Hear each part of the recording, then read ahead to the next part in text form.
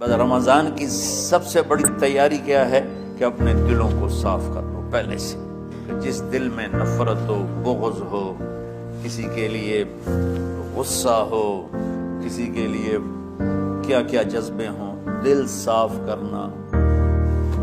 ہمارے گھروں میں روزانہ جھاڑو ہوتا ہے، یہاں مدرسے میں روزانہ صفائی ہوتی کہ نہیں ہوتی؟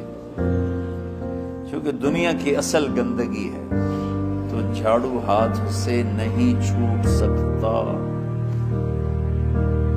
حرم شریف میں دیکھا کیسے چاروں طرف خدام پھر رہے ہوتے ہیں برش لے کر، تو دل پہ غبار ایسے آتا ہے جیسے صحن میں غبار آتا ہے، دل پہ گندگی ایسے آتی ہے جیسے صحن میں آتی ہے۔ تو ہم نے نظام بنایا ہوا ہے، لوگ وہ کر رہے ہیں، وہ روزانہ جھاڑو دیتے ہیں۔ تمہارا دل ایک آنگن ہے، ایک صحن ہے، اس میں بغض، نفرت، حسد، پتہ نہیں کیا کیا گندگیاں آئیں گی اور آتی رہیں گی۔ بچوں ایک کام کرو، جھاڑو پکڑ لو، صاف۔ یا اللہ معاملہ تجھ سے کرنا ہے، لوگوں سے نہیں۔ کسی نے برا کہا، کسی نے غیبت کی، کسی نے گالی دی، کسی نے دھکا دیا، کسی نے حق مارا، کسی نے کچھ کیا، یا اللہ تیرے سے میں نے اپنے دل کو سب سے صاف کیا، میں نے اپنے دل کو سب سے صاف کیا۔ یہ اتنی بڑی عبادت ہے کہ بڑے بڑے نفلوں والے، تہجد والے، حج عمرے روزے والے تمہیں نہیں پکڑ سکتے، کیونکہ اس کا کرنے والا دنیا میں کوئی نہیں۔ نفل پڑھنے والے تو بے شمار ہیں، عمرے کرنے والے بے شمار ہیں، علماء بے شمار ہیں، حاجی بے شمار ہیں، سخاوت کرنے والے بے شمار ہیں، لیکن اس ٹکڑے کو صاف کرنے والا لاکھوں میں ایک مشکل کام آپ یہ سیکھیں۔ صاف صاف صاف، یہ رمضان کی سب سے بڑی تیاری اور علم کو حاصل کرنے کی سب سے بڑی چابی ہے کہ اپنے دل کو کھلا کر۔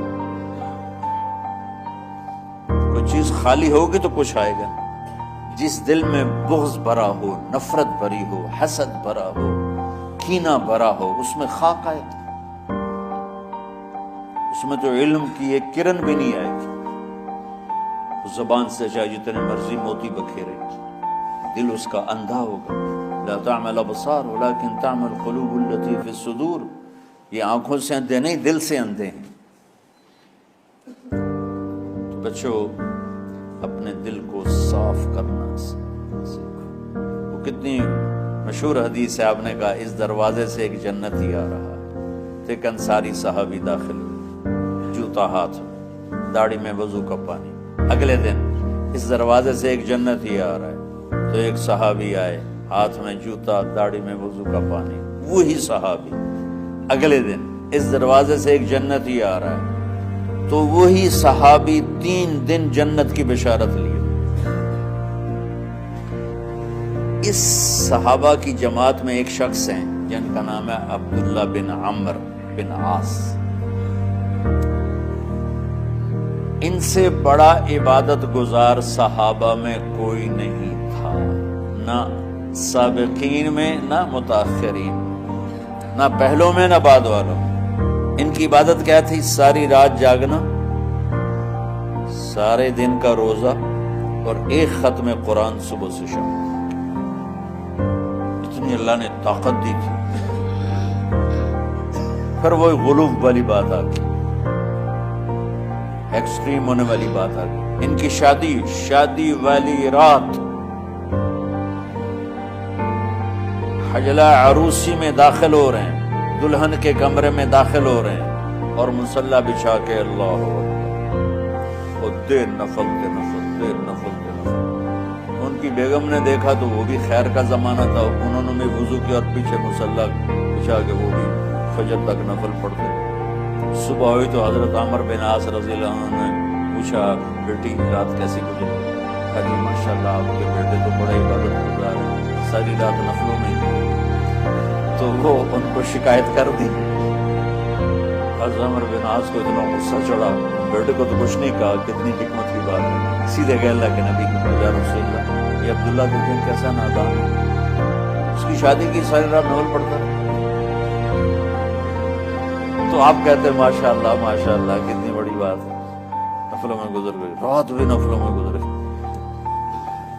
تو آپ نے حضرت عبداللہ بن عمر کو بلا کے ڈانٹا کہ تو نے مہینے میں 3 دن روزے رکھنے، بس اس سے زیادہ نہیں رکھنے،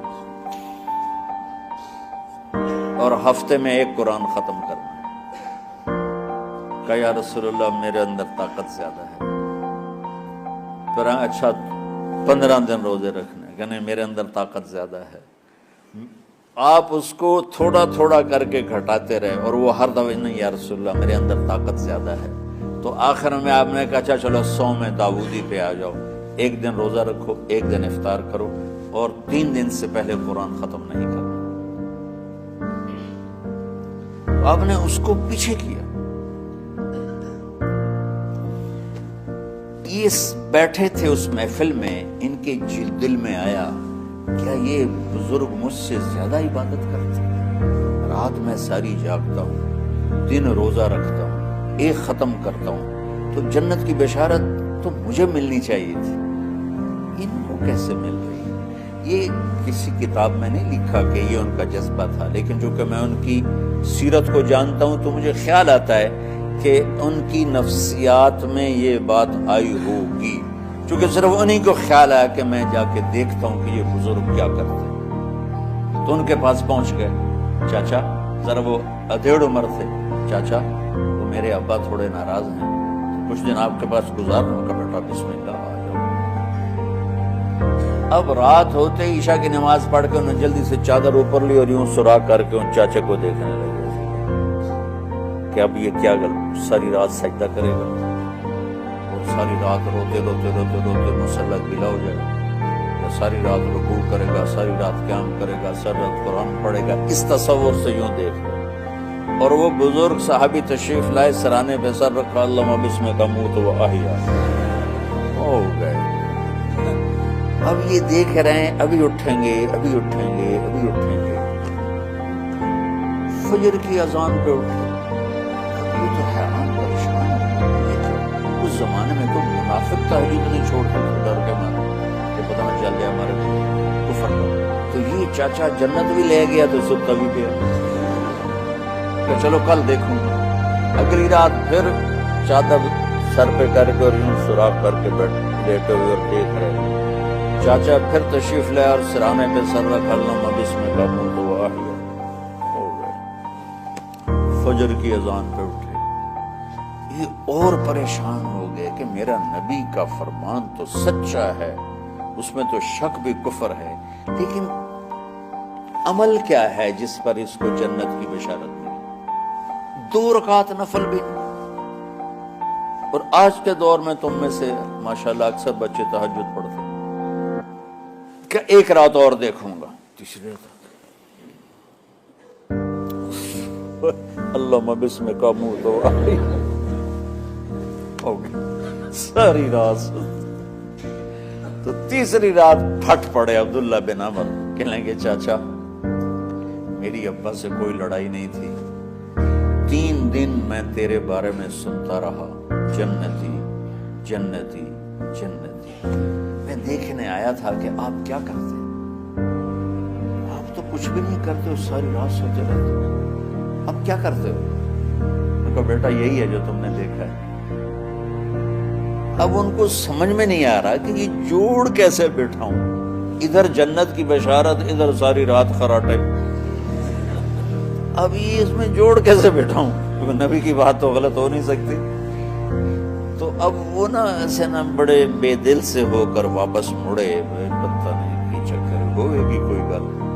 جب وہ دروازے تک پہنچے تو کہنے لگے بیٹا ادھر آنا، وہ ہنسا، اب میں تمہیں اصل راز کی بات بتاتا ہوں۔ تو یہاں ہاتھ رکھا کہ یہ جو دل ہے نا، اس میں کسی انسان کی نفرت نہیں۔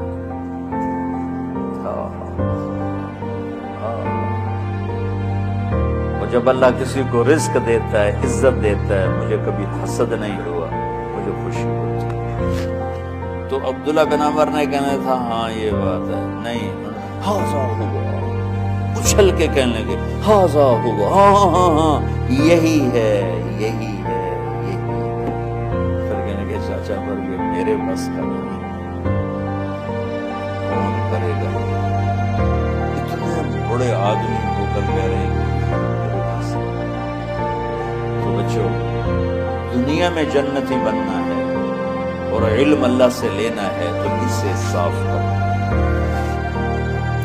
سب کی نفرت سے۔ اس نے مجھے یہ کیوں کہا، اس نے مجھے یوں کیوں دیکھا، اس نے میرے بارے میں یوں کیوں کہا، اس نے میرے بارے میں یہ کیوں لکھا۔ جس کی تعریف ہوتی میری کتنی برائی ہوتی، صرف تعریف تو نہیں، بھرا پڑا سوشل میڈیا مجھے گالیاں۔ اللہ کے فضل سے میرے دل میں ایک ذرے کے برابر کبھی کوئی منفی جذبہ نہیں آیا، آئے تو میں دھو کے صاف کر دیتا ہوں۔ یا اللہ میں نے اپنے دل کو صاف کیا، میرا معاملہ تیرے ساتھ ہے، کسی کے ساتھ۔ یہ یاد، رمضان کی سب سے بڑی تیاری، علم کے حاصل کرنے کا سب سے بڑا ہتھیار آپ کو یہ نہیں ہے کہ تمہیں کتابیں یاد ہو جائیں، تمہیں اشعار یاد ہو جائیں۔ تو ساری امت سے کہتا ہوں رمضان کا استقبال کرو، دلوں کو صاف کر کے، نفرتوں کو مٹا کے، مذہبی نفرت، دنیاوی نفرت، رشتوں کی نفرت، بول چال کی نفرت، سیاست کی نفرت، لین دین کی نفرت، ان سب سے اپنے دل کو صاف کرو تاکہ رمضان میں اللہ نے علم اتارا، اللہ تعالیٰ آپ کو علم عطا فرمائے، اور باقی لوگ جو عام دنیا میں زندگی گزار رہے ہیں ان کے دلوں میں اللہ رمضان کا نور اتارے اور اپنے اور ہدایت کا نور اتارے۔ یہ سب سے بڑی تیاری ہے اس کی۔ اور کسی سے گلہ ہے، غصہ ہے، ناراضگی ہے، کسی سے بولتے نہیں ہو، ابھی سے شعبان آ چکا ہے، آپ شعبان سے رمضان کی تیاری شروع فرما دیتے تھے۔ تو اس کی تیاری کیا ہے؟ دلوں کو صاف کرو، معاف کرو، معافی مانگو، تمہارا قصور نہیں پھر بھی معافی مانگ لو، دلوں کو صاف کرو، اور اللہ سے سخاوت مانگو کہ اللہ کو سخی بھی پسند ہے اور صاف دل والا بھی پسند ہے۔